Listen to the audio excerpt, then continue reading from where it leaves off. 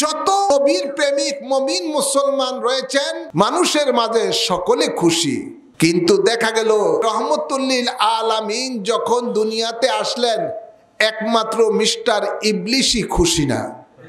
আজকে এই যুগে যারা রহমতুল্লিল আলামিনের বিরোধিতা করে, ঈদ মিলাদুন নবীর উদযাপনকে বিরোধিতা করে, মনে করতে হবে এরা ইবলিসের উম্মত। বিভিন্ন প্রতিষ্ঠানের জন্মদিনে খুশি উদযাপন করে, কিছুদিন দেখলাম বিভিন্ন টিভি চ্যানেলের প্রতিষ্ঠা বার্ষিকী উপলক্ষে খুশি উদযাপন করে, অনেক হুজুরও যায়। তো ওগুলিতে তাদের কোনো ফতুয়া নাই। জন্মবার্ষিকী পালন করা, প্রতিষ্ঠানের জন্মবার্ষিকী, ব্যক্তি বিশেষের জন্মবার্ষিকী পালনের মধ্যে ওই সালাফি ওয়াহাবিদের কোনো ফতুয়া নাই। ফতুয়া হলো রহমতুল্লিল আলামিনের জন্মদিন উপলক্ষ করে ঈদ মিলাদুন নবী পালন করলেই তাদের ফতুয়া। তাহলে বোঝা যায় এরা মানবরূপী শয়তান। এদের থেকে সাবধান থাকতে হবে। এরা সুন্দর সুন্দর কথা বলবে, সহি হাদিসের কথা বলবে, আসলে এক সম্পূর্ণ গলত হাদিস, সহি হাদিসের ধারে কাছে নাই, নাম দেয় সহি হাদিস। এই কথা বলে বলে মানুষকে বিভ্রান্ত করে। তারা বলে থাকে ঈদ মিলাদুন নবী পালন করা এরকম ইবাদত হতো, তাহলে সাহাবাই কেরামেরা করলেন না কেন, নবী করলেন না কেন? আরে নবী সাহাবাই কেরাম যে করেছেন না এটার প্রমাণ কি? করেছেন। রাসূল পাক সাল্লাল্লাহু আলাইহি সাল্লাম 12ই রবিউল আউয়াল শরীফ আসতেন, তিনি সেই সোমবার রোজা রাখতেন। সুবহানাল্লাহ। রাসূল পাক সাল্লাল্লাহু আলাইহি সাল্লামের বেলাদতের উপলক্ষে করে সাহাবায়ে কেরামেরা নাতে রাসূলের মজলিস করতেন, মানুষকে তারা বিভিন্ন ধরনের খানা ফিনা দিতেন। সুবহানাল্লাহ। এখনো ইদানিং কালে দেখা যায় সৌদি আরবে, বিশেষ করে মদিনা শরীফের মধ্যে 12ই রবিউল আউয়ালে সেই দেশের মানুষেরা রাস্তার মোড়ে মোড়ে সকালবেলা খেজুর নিয়ে দাঁড়িয়ে থাকে, বিভিন্ন মিষ্টি নিয়ে দাঁড়িয়ে থাকে, আর বলে মৌলুদুন নবী করে মানুষের কাছে সেগুলো বিতরণ করে। এটাই তো তবরক, এটাই তো নেওয়াজ। কি উপলক্ষে এগুলো বিতরণ করে, খুশি উদযাপন করে রাসূল পাক সাল্লাল্লাহু আলাইহি সাল্লাম এসেছেন।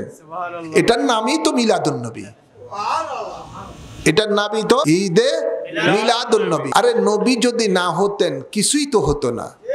আমরা ঈদুল আজহা পেতাম না, ঈদুল ফিতর পেতাম না, কোনো কিছুই পেতাম না।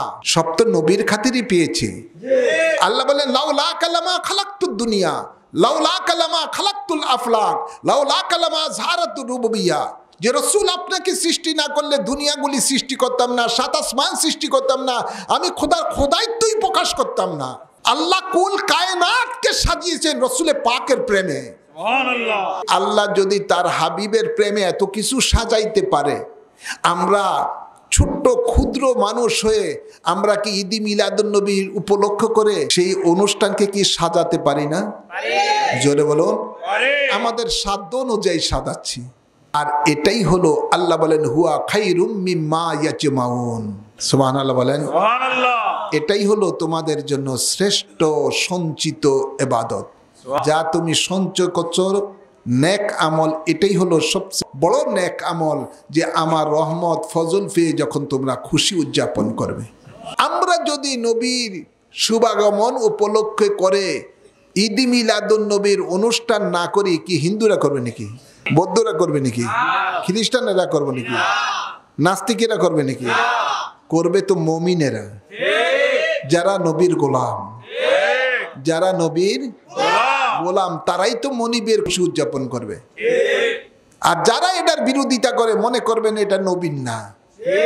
হযরতে সিদ্দিক আকবর রাদিয়াল্লাহু তাআলা বলেন, একটি টাকা দেরহাম, একটি টাকা কেউ যদি মিলাদুন নবীর জন্য খরচ করে, তাহলে উহুদ পাহাড়ের মতো স্বর্ণ মুদ্রা আল্লাহর রাস্তায় ব্যয় করলে যত সওয়াব তত সওয়াব তার আমলনামার মধ্যে লেখা হয়ে যায়। তবে বিভিন্ন নবী পাকের বিভিন্ন সাহাবায়ে কেরাম, জলিলুল কদর সাহাবায়ে কেরামেরা বিভিন্ন নেয়ামতের কথা, লাভের কথা ওনারা ঘোষণা দিয়েছেন। ঈদ মিলাদুন নবীর অনুষ্ঠান আমরা করব, এটা আমাদের মুমিন মুসলমানদের জন্য আমি মনে করি ফরজ। এটা আমাদের জন্য ফরজ, এটা আমাদেরকে করতে হবে।